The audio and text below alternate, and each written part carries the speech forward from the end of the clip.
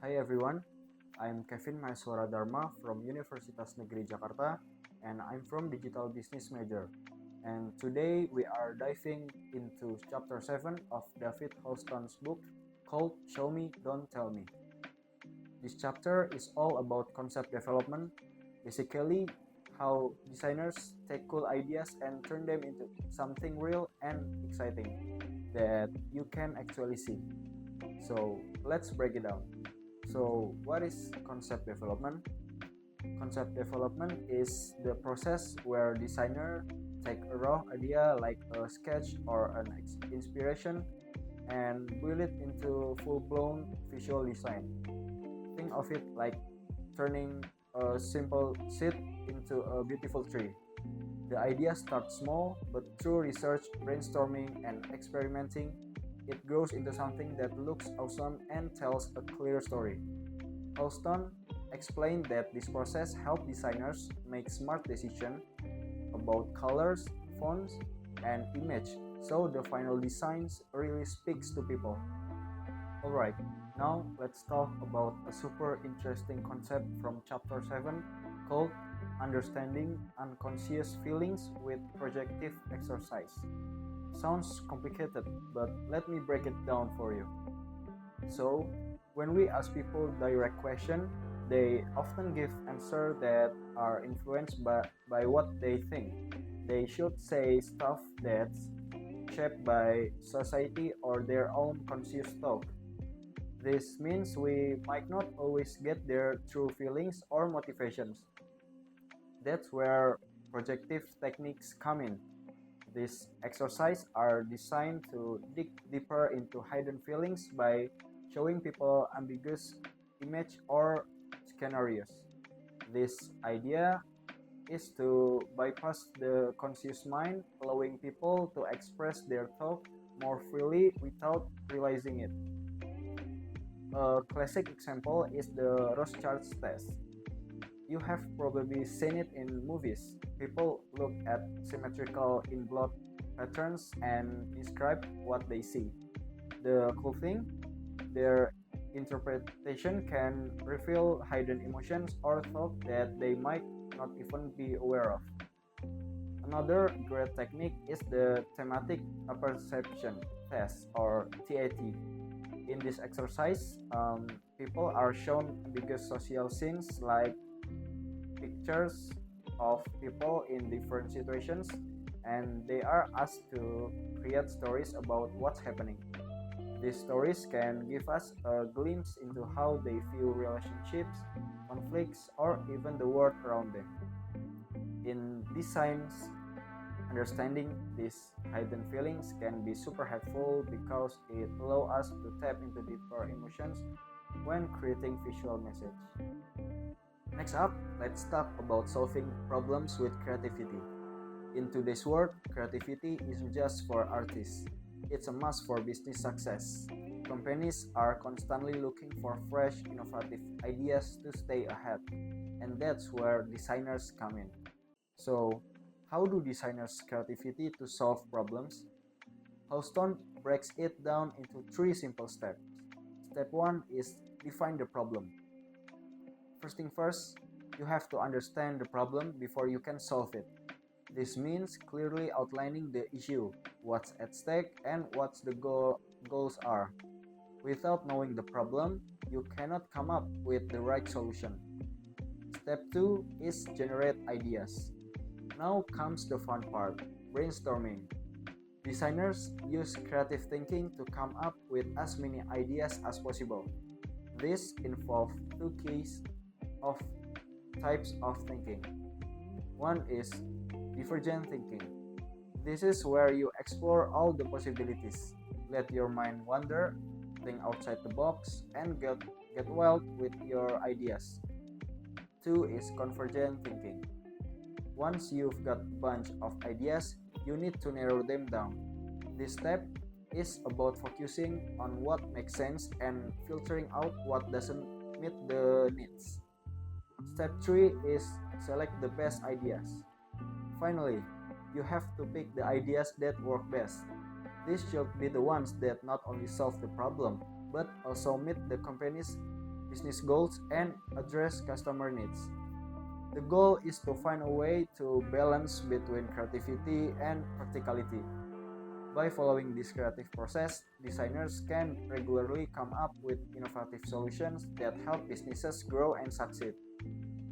Now, let's dive into no bad ideas, classic brainstorming. This is a technique where a group of people comes together to brainstorm as many ideas as they can to tackle a problem. It's all about collaboration and creativity. The concept of brainstorming was popularized by Alex Osborne in the 1930s, but its roots actually trace back to ancient Hindu practice, showing that the power of collective thinking has been valued for centuries. The main rule is no criticism. Here is the golden rule of the brainstorming: no criticism. That means during the idea generation phase, you cannot judge or criticize anyone's ideas.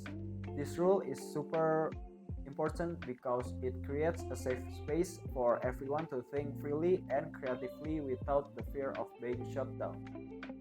So, how does classic brainstorming work? Here are the steps. Step 1. Think of ideas. The first step is to encourage everyone to share all their ideas, no matter how wild or out there they might seem. The goal is to throw everything on the table without worrying about judgment. Step 2 is review ideas. Once the idea generation phase is over, a small group takes a look at all the ideas that were shared. This is where the real fun begins, as you sift through the creative chaos. Step 3 is choose the best ideas.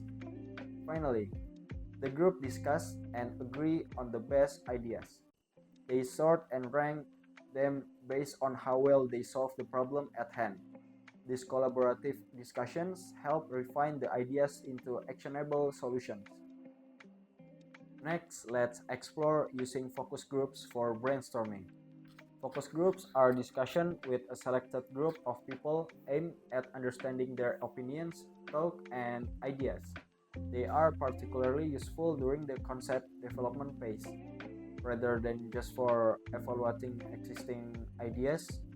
In a focus group, a moderator leads the discussion by asking guiding questions to stimulate conversation among the participants. This helps uncover insights that might not surface in other methods. Focus groups are usually conducted in neutral settings that are equipped for recording and observing, but they can also take place in any comfortable space. The key is to make sure participants feel relaxed so they can share openly.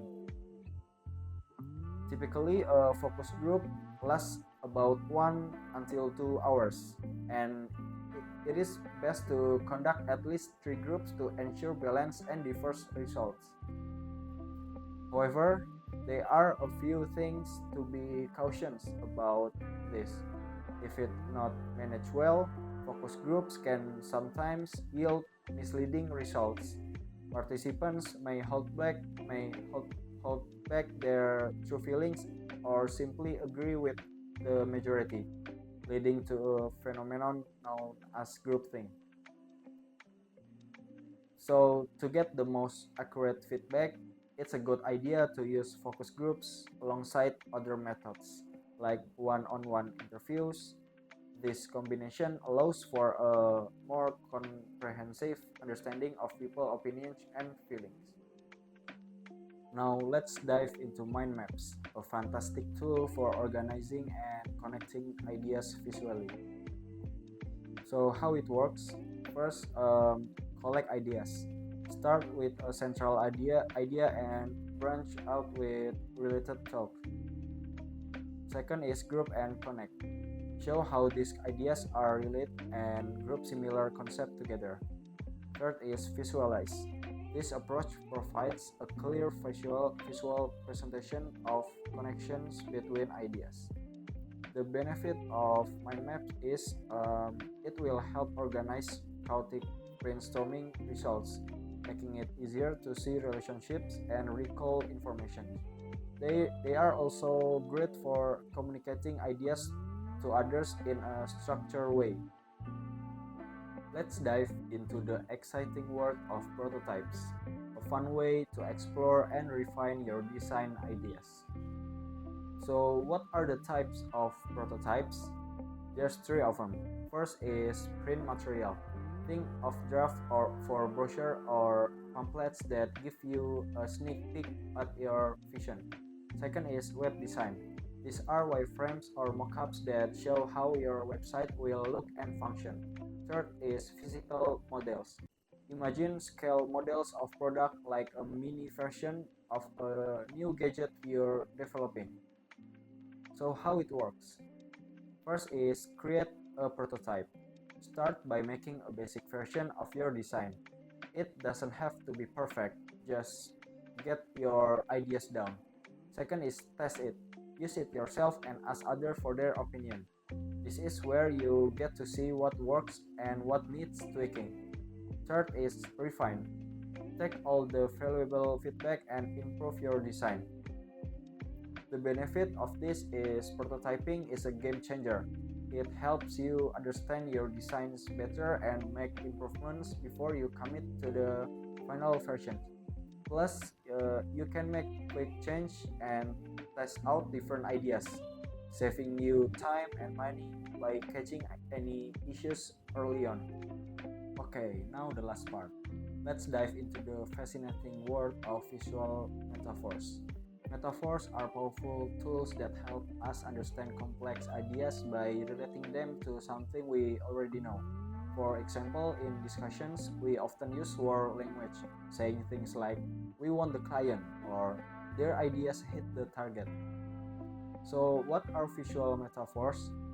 Just like words, image can explain complicated concepts.